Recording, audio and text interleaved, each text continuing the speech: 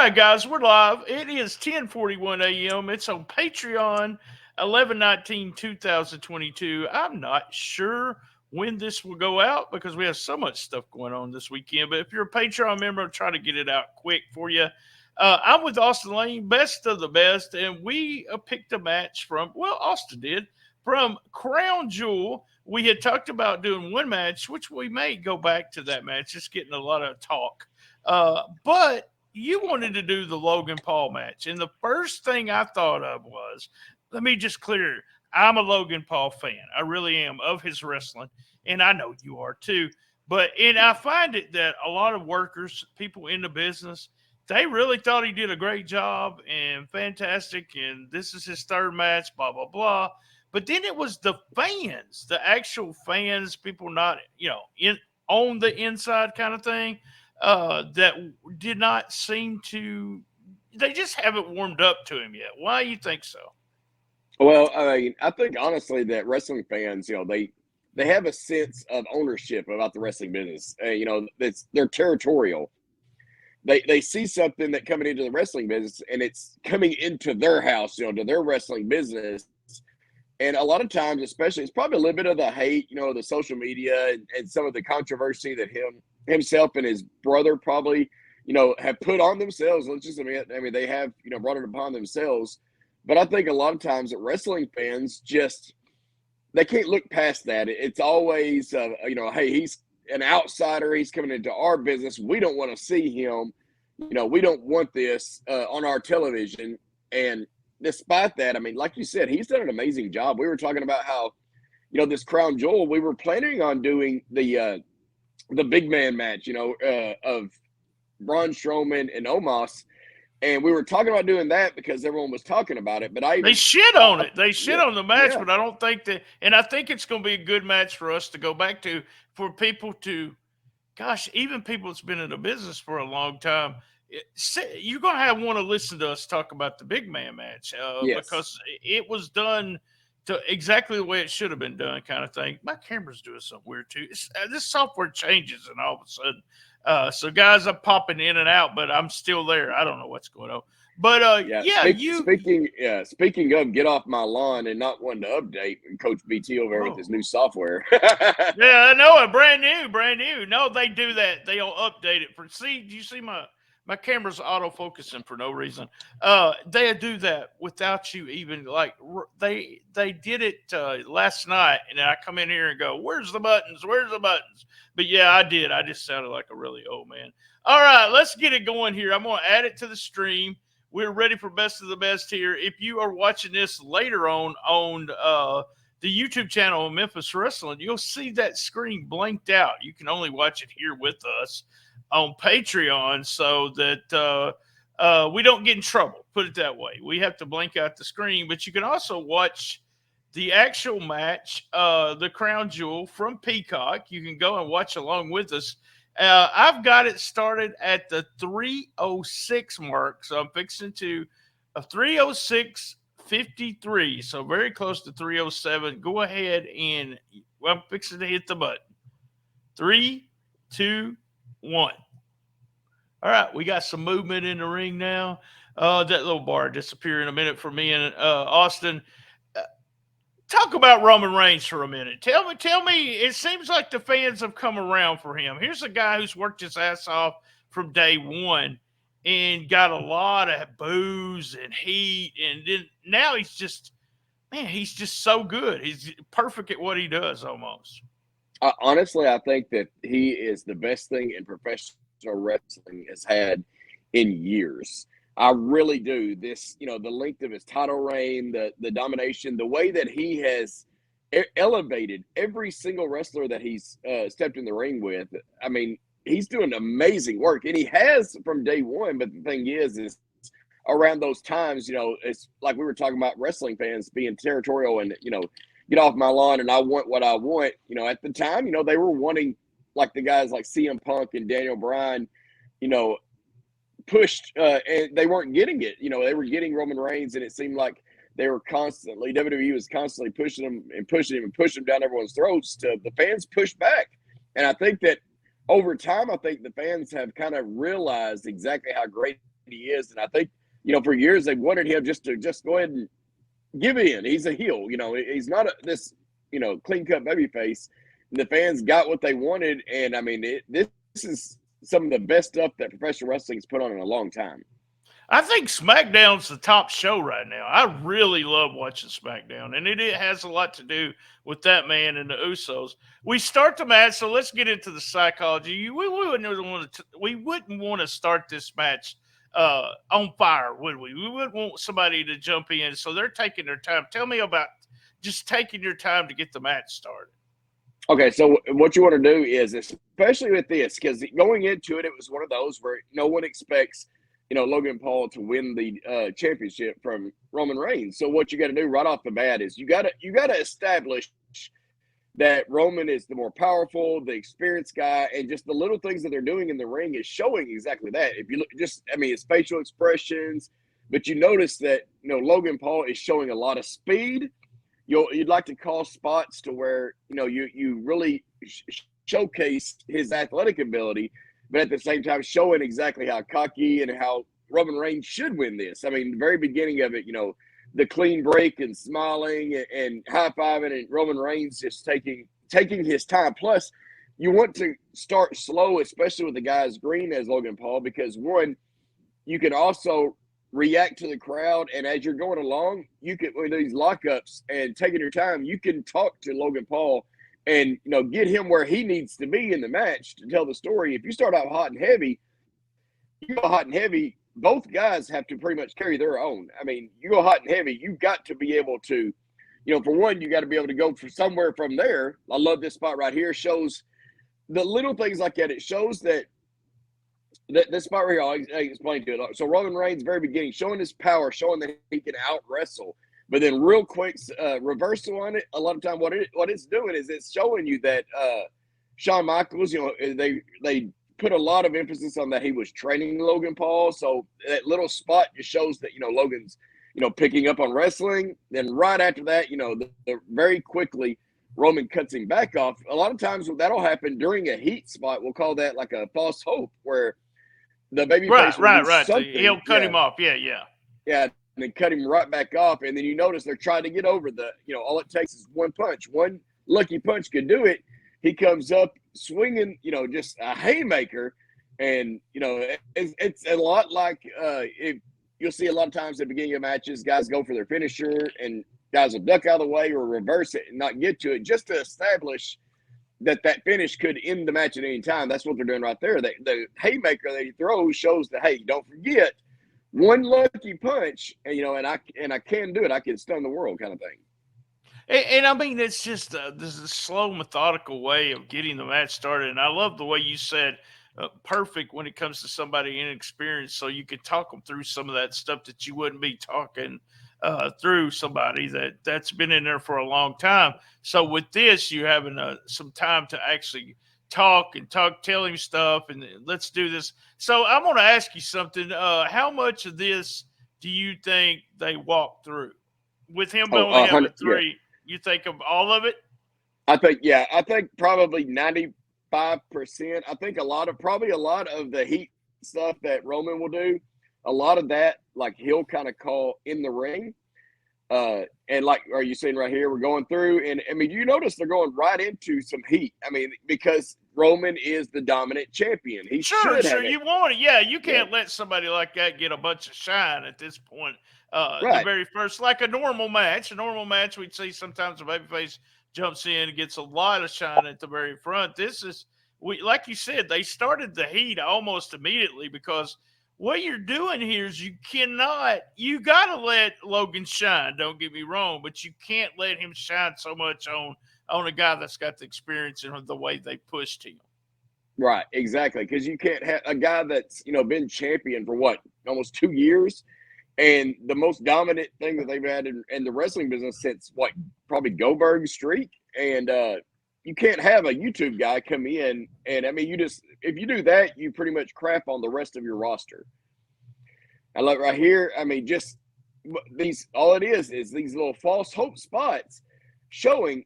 And a lot of times what I would do is if I'm wrestling a guy, say a dominant guy, if I'm wrestling, Beautiful, Yeah, athletic, so athletic right there. he is. He's so much so. He's uh, but that that what's good about this, and I want to say this because we talked about athletes. Sometimes the athletic person or the guy that's played football his whole life or whatever, it just doesn't it doesn't translate to being a great wrestler. Right. Even an amateur wrestling. But here's a guy who's very athletic, a huge fan of wrestling. And what I want to say mostly about this is that his third match, he understands. He's smart about what's going on, smart about the psychology of it, which is, I mean, it's to say, you can't say enough good things about Logan Paul for me, the way he works and everything, because the psychology part, I've been told before it takes 3 to 5 years sometimes for someone to pick that up. And he's smart enough to understand it already. Oh, I love that out of Absolutely. nowhere. I love that. I hate the camera shot. Being a producer now, you'd like to catch more of the move, but that's one of those that's just a producer director kind of thing. But you want to make sure to get that shot. But like you said, what really got me? Oh, I've Yes, seen that move somewhere. Where was that yeah, move at? a few times, yeah, and they were joking around. I've seen a couple of memes. It's kind of like Mjolnir, only the truly worthy are able to pull it off, because they were showing CM Punk like messing it up. But so here's the deal. You can see, there's thousands of guys that are that athletic. I mean, even like the Bad Bunny, his spots. The reason that Logan Paul is getting such praise from the workers, especially people in the business, is because if you watch it, it's the little things in between. It's not Right. the We going, talked yeah, about that a bunch. We made sure that people understood that on a couple of episodes. It's not only the moves, it's what we're doing in between the moves. And he's getting a shine right. He got a shine right there until our hope spots, I guess, until Roman just cut him off. So yeah. And a lot of times, like with a bigger guy and a dominant guy like that, you want to use something big here and there that'll kind of stun him, so you can get a little bit of shine in, and then he'll cut you back off until you build up to a point where a lot of times I'd like to use, like if I'm calling a match, I'd like to use, if I'm working like a Brett or a Tumor or, if I'm working Roman Reigns, I'm going to probably, he's going to beat the crap out of me, and it's going to be maybe like he goes for the spear or the Superman punch, and I'm moving, he hits a post or he hits the barricade or something like that, that it really shows the crowd, oh my goodness, somebody may pull off the upset. But what really showed me with Logan Paul is the WrestleMania match. I mean, it was a really good match. The moment when he went up to the top rope and he did the Eddie Guerrero shake and was working the crowd that way, and the facial expressions, that showed me that he had that it factor. yeah, I That's mean, what really like you showed me. said, there's little things that uh, you know uh, Memphis does wrestling just did stars of Memphis, the future stars and everything, a couple of shows, and I really thought about them a lot when I was rewatching this because the guys have so much talent compared to for instance, you weren't that good during your first match. I Right, mean, exactly. God, I mean, these guys coming out of the school are, it's just, they're being taught very well, but they're also learning. I mean, you can teach me something all the time, but they're learning the spots of the face, like you said, the facial expressions, what's to do between, what not to do. But they were in there with people that could carry them. That's for sure. So what are we doing here? Do we, us insiders like to call this a rest hold. Some of the people in the business don't like us calling it a rest hold, but we grabbed a headlock here, and that's always been my go-to when it comes to my guys. I would say, if you forget what you're supposed to be doing, if you want to slow it down, grab a headlock. So why did Roman Reigns grab a headlock right here? Exactly what you said. It's a rest spot. It's one. It's also able to, a lot of times with a young or a green guy, you'll kind of break down the match in like segments. We're doing this segment, this segment kind of thing, and it could have been just by the way they were putting it together. This right here could be him getting ready to set it to the next segment kind of stuff. It's calming him down. Also, the fact that they've been using a lot of, time in between to catch their breath. But Logan's been going 90-0 for a while, and it's giving him a chance to catch his breath. And then you watch it right there. There's little things like that, like just kind of leaning forward, listening as he kind of walked toward Roman before he cut him back off. That's stuff that he's going to, over time, eliminate. He's not going to be doing stuff like that. Just kind of showing that he's kind of feeding to it. And yeah, I know a lot of people. There's some little things that I saw during this match too that I, would say, quote unquote, green. But just, I mean, after watching, this is his third match, I can't, and he gets injured. We're going to talk about he's injured here, and when he gets injured and he continues to work. But it's one of those things where you think, well, this guy's got a potential this could be his full-time job. It really could. Yeah, I think it really could. I don't think it should be. I think he should be more of an attraction. Maybe you like that? You like the idea of just him being an attraction instead of him being a stat? Because what do you think? You're thinking the idea is that the new will wear off, or the attraction part will wear off if he works every show, right?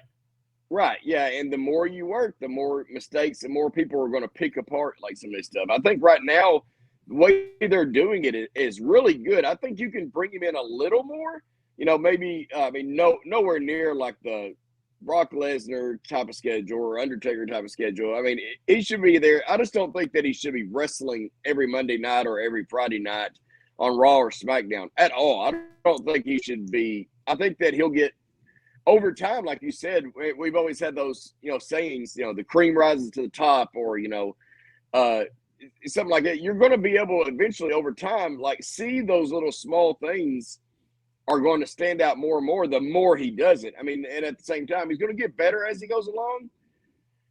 And then, all right, so you notice that, he's very good right there. But anyways, he's having, each time the cutoff, he's having Roman miss something, which still at the same time gets Roman over even more. That he's not cutting Roman off per se. He's using right. He's using, very smart. Yeah. I like that. The little things like that. If you notice, like, there's different cutoffs, or like double downs or whatever. Sometimes it's a double down just out of nowhere. The babyface hits something, or sometimes it's the heel misses something, or sometimes it's the duck and double clothesline kind of thing.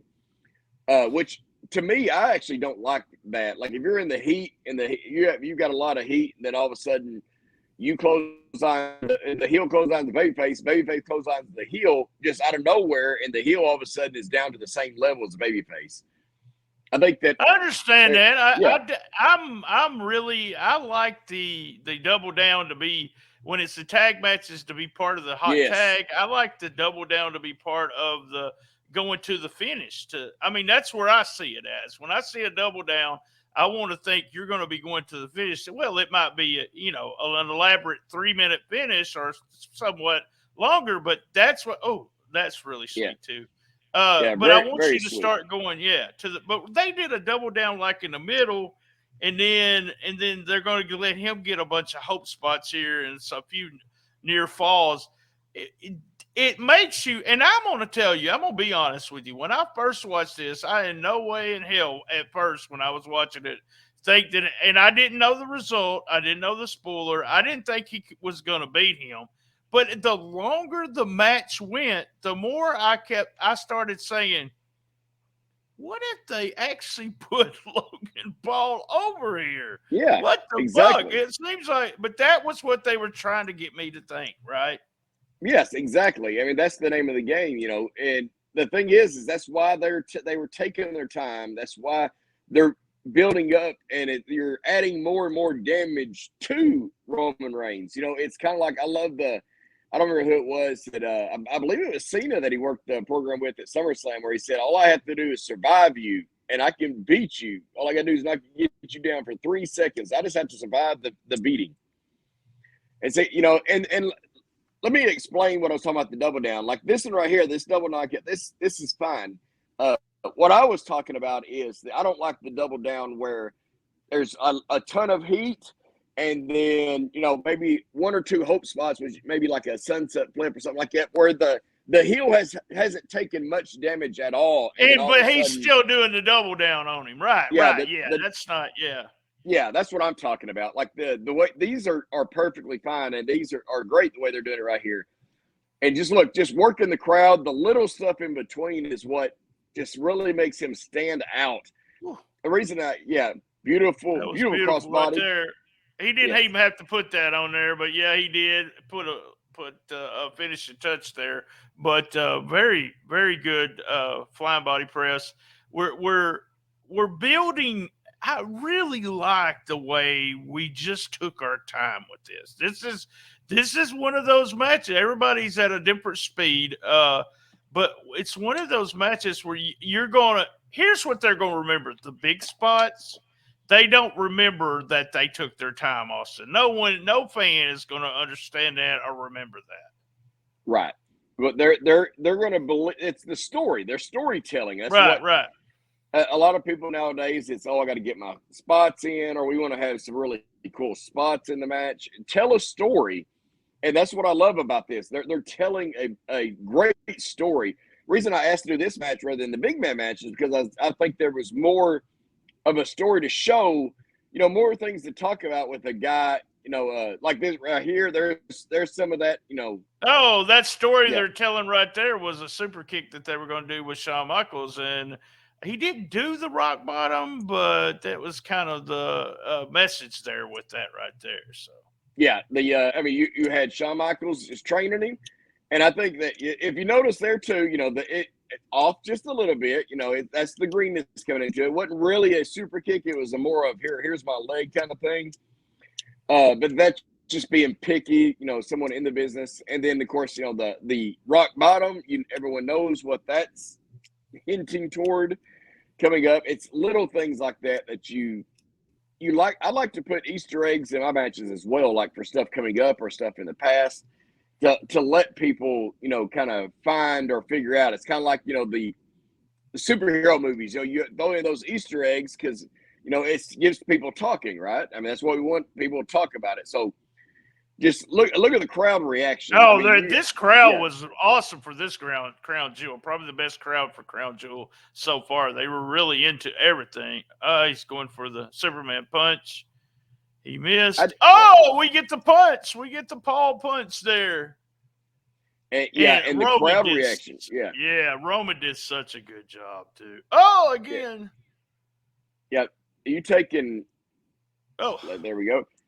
Look at the crowd. The crowd now, they believe. I mean, that punch. This is the point to where I said, what's going on here? I was, hoping we kept on, and I don't know exactly what their plans are for Roman. And I'm always that guy and I discussed this with Dustin. I think sometimes you book yourself into a corner, and I don't know who could be put over in that position with Roman right now. I just don't know who would, if you don't want to bring The Rock in to win the title, but who do you put over Roman as the champion? Yeah, we'll go back to that in just a second. I just wanted to mention, if you notice first off, if you notice the facial expressions, the little things like, Roman, checking his ear like he thinks his eardrum might be busted and open his mouth, to pop his ears kind of thing. The little bitty things like that, it's just so perfect. I mean, the realism that it brings to it. Like if I punch someone, I'll shake it, and check on my fingers or my fist because, you punch somebody, chances are it's a good shot of breaking your fist kind of thing. It's just the little bitty things like that. And then also the not just rolling out, like the selling the way he sold out, and Logan Paul trying to keep him from getting outside the ring. You have to beat him inside the ring. The little things I absolutely just love the story that they're telling right now. Like this is some of the best storytelling that I've seen on WWE television in a long time.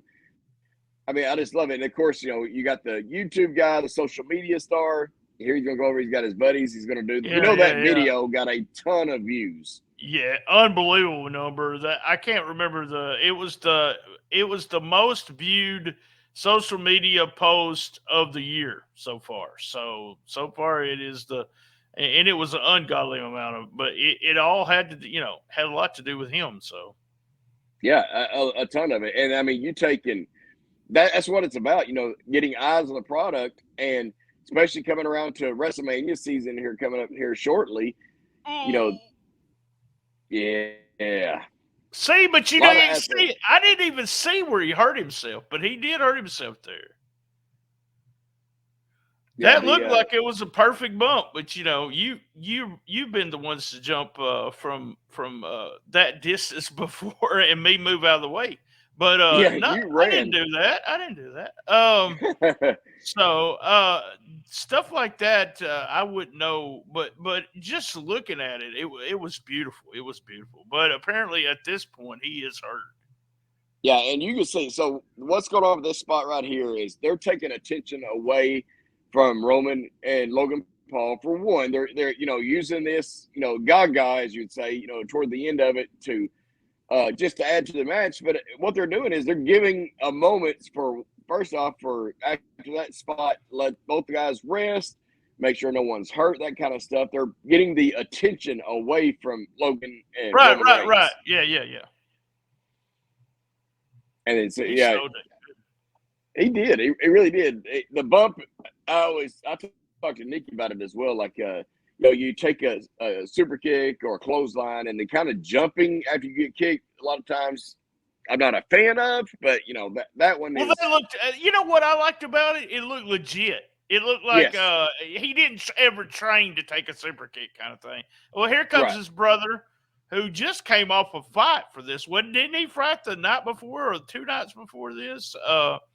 Yeah, might have been the weekend. Yeah, Yeah, I think it was the weekend before. Yeah, the weekend before this one. Been. In a winning effort too. Right.